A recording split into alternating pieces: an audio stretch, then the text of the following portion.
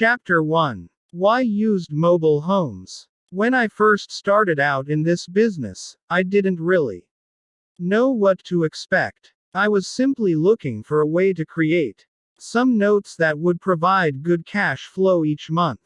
I had already bought a number of notes and mortgages and realized how nice it was to get a check each month without any additional work.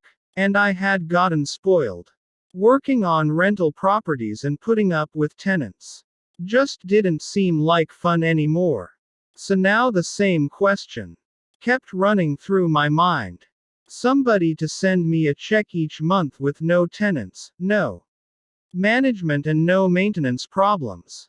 It was my lucky day when I stumbled into the used mobile home business. How could I obligate? I usually get up around 7 o'clock, walk up around 8 o'clock, and get moving around 9 o'clock. One of the first things I do is to check the classified ads in the local papers. From force of habit, I cover the business section and classified ads thoroughly. I'm especially interested in articles about investment opportunities and new business ideas. Even if I'm not really interested in a particular article or business venture, I still like to read and learn about them in case it might be something I can get a new idea from, or a different technique that I could use. For several weeks I kept seeing this column that listed mobile homes for sale. I kept looking at these ads until it finally hit me that hardly anyone was offering to finance the sale of the used homes. The only financing being offered was on the new homes being sold by dealers. And that usually meant that the buyer for that new home would have to qualify for a bank loan. So the dealer really wasn't financing anything. The dealer only did the paperwork and hoped that a bank would provide financing for their buyer. There was very little or no financing being offered on the older homes. Bingo. After several weeks of reading those ads, the light popped on. Did you ever wonder why it sometimes takes so long for some of us to find the switch and turn on the light? I think maybe we're all born with a light bulb in our head, but most of us just need someone to show us where the switch is located so we can turn the light on. It was then I started thinking, 1L just bet there are people who want to buy these older mobile homes, but don't have the money and can't get financing to buy them. So I decided to run a test ad. My ad was worded like this: if you need financing to buy or sell your used mobile home, call me. And my phone number. I had my ad placed in the same column that listed mobile homes for sale, because I wanted not only the people that had homes for sale to see my ad, but also the people wanting to buy homes. I figured that if I could reach the people that wanted to buy homes, but were having trouble getting financing, I could generate some business. My idea paid off. My first deal. On the third day I got a call from a woman that was trying to sell her mobile home. Her sales price was $6,000 and she had found a buyer. There was only one little problem. Her buyer only had $1,000 for a down payment and couldn't get financing for the balance of the purchase price. His credit history wasn't bad and he had a steady job that would support the payments, but the banks wouldn't make him a loan. So, what else is new? The seller was moving out of the state and needed all of her money to make the move. So even if she had wanted to take a note for the balance, she wasn't in a position to do so. She needed someone to finance $5,000 for her buyer, and she asked me if I would. Since I wasn't interested in simply making a loan, I asked her if she would be willing to take a little less for the home if I could arrange to work out affordable financing for her buyer. After explaining several possibilities to her, this is what she agreed to do. She would reduce her selling price by $250, which meant her sales price would be $5,750 instead of $6,000. I then asked her to contact her buyer and see if he would agree to pay $6,250 for the home instead of $6,000, if I agreed to finance the balance with affordable monthly payments. Both buyer and seller agreed to this offer and we struck a deal. He paid $1,000 down and we took back a note for $5,250, payable $248.98 monthly, 24 months, 12.75% interest. If we look at our chart, we see this turned out to be a 23% yield. How the note was structured. PMT 248.98. 12.75. Amount invested and our yield. PMT 248.98. 23.09. PV 5.250. 24. PV 4.750. 24. Z. So when the smoke cleared, the seller had the $5,750 that she agreed to sell the home for, $1,000 from the buyer and $4,750 from me. The buyer was able to buy the home with $1,000 down in affordable payments, and we had a note with a face amount of $5,250 that cost us $4,750 and a little of our time. It was a simple little deal that turned out good for everybody involved, and I was surprised at how easy it all went together. But it was enough to convince me that I had hit on a good way to create or make some notes. We were off and running, and our life hasn't been the same since. We did several more of these type deals over the next couple of months, and after each one, we tried to think of ways to improve on the next. Then I wondered how it would work if instead of offering to finance other people's sales, I could just find a good used mobile home that I could buy below fair market value, then run an ad to sell that same home at fair market value, and offer to finance the sale. So we tried that idea and found out it worked much better. By using this technique, we were able to increase our profit and yield considerably. Each morning I checked the ads for mobile homes priced in the $4,000 minus $6,000 range and started calling and talking with the sellers. In almost every case I found that the sellers were flexible on their price if they could get a quick cash sale. We were soon buying homes for $4,000 minus $5,000, and selling them for $6,000, $7,000.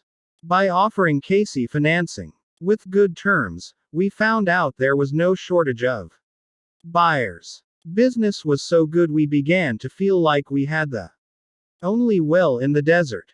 Things were really starting to take off.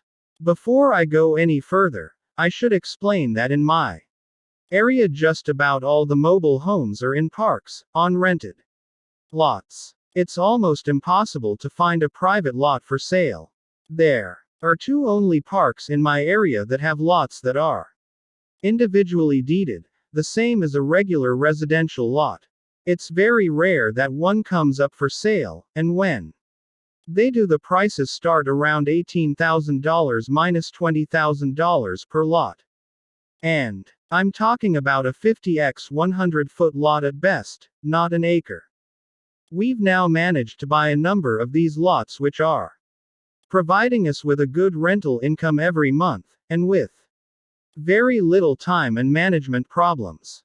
For the cost of just one lot we can do a lot of mobile home deals and build up cash flow much faster.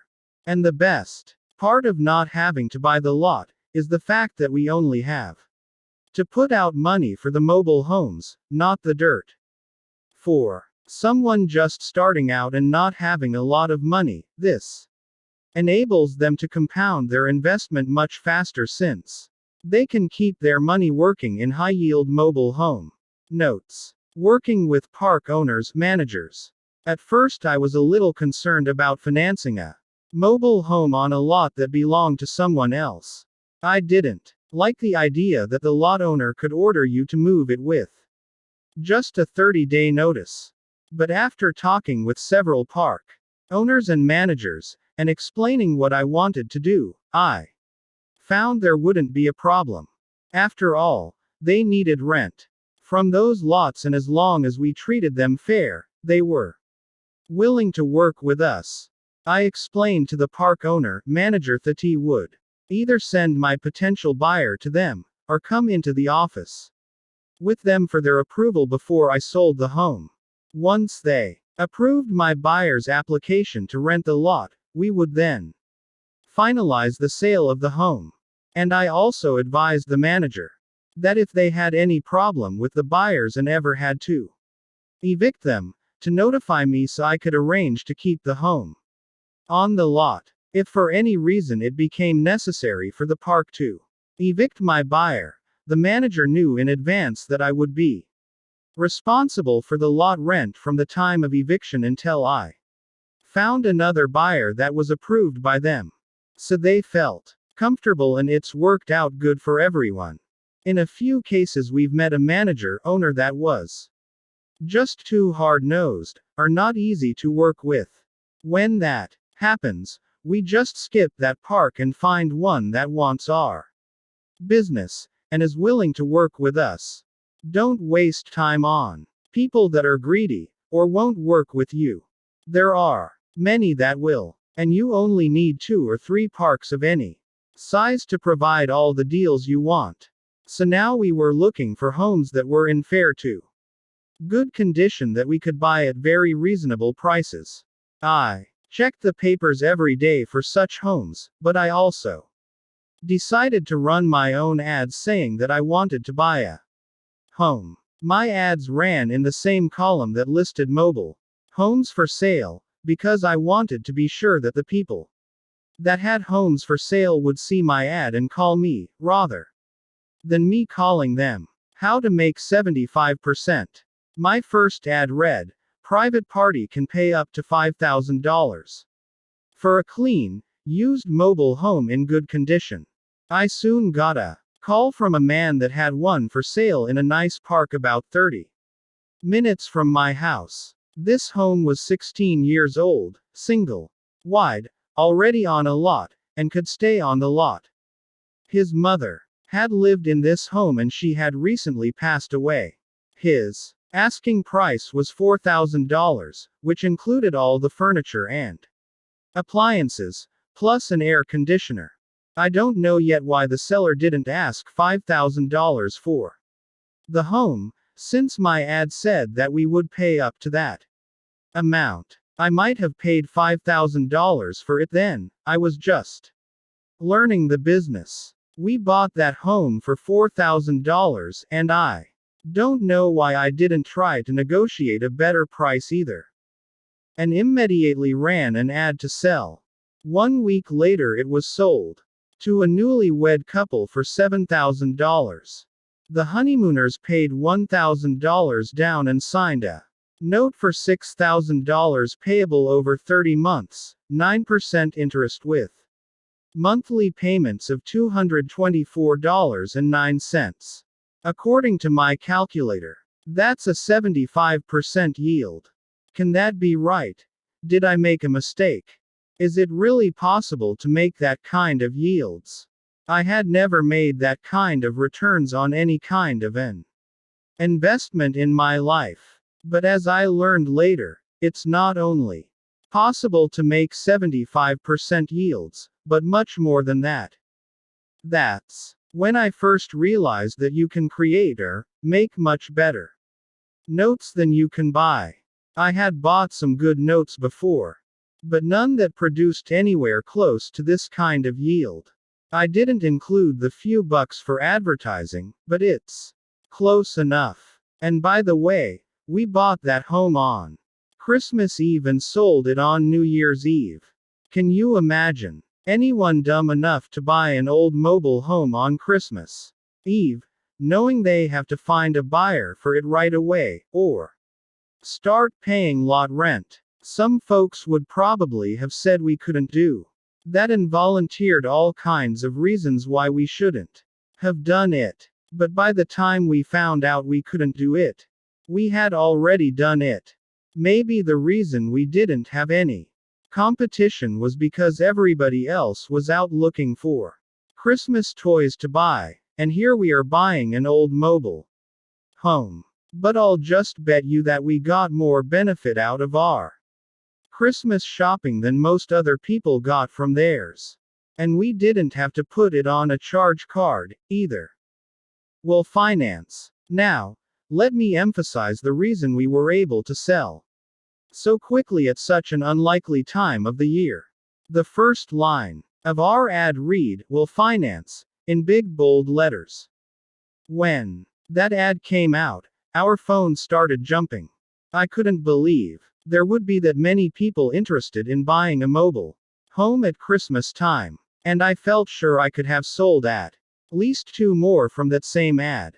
This was beginning to be an exciting business. Maybe Virginia, there really is a Santa Claus. After trying this concept for a while, we then discovered that we were able to find homes in fair to good condition at very reasonable prices. We were learning not only how to find homes and what to look for, but also how to do a better job of negotiating when we found one. We were soon buying homes for $1,500 to $2,500 and selling them for $4,000 to $5,000 and creating some excellent notes. We also made another very nice discovery that we hadn't considered, or even thought about. We found out that if the homes needed some work, they would still sell if we offered good financing and affordable terms. Our buyers were willing to buy in, as is condition, and make the repairs themselves, if we offered them easy and attractive financing with affordable monthly payments. Buyers' 2 biggest concerns. Most of the people that we sell homes to have only 2 things in mind: how much down and how much a month. Greater than. Sometimes they don't even ask how many monthly payments there will be, or what the interest rate is. But once again, the reason behind the easy sales was offering to finance, which hardly anyone else was offering, especially banks. Now I grant you that most of the people that we sell these inexpensive homes to are not people that can go down to the bank and borrow money, but it's not necessarily because they have bad credit. Many of the young couples just never established any credit. Some might still be living at home with parents, or maybe they have a low-paying job and can't qualify for a loan. There are all kinds of reasons why people can't qualify for a bank loan. But most of the people we sell to are good, responsible people that need an affordable place to live, and with monthly payments they can afford.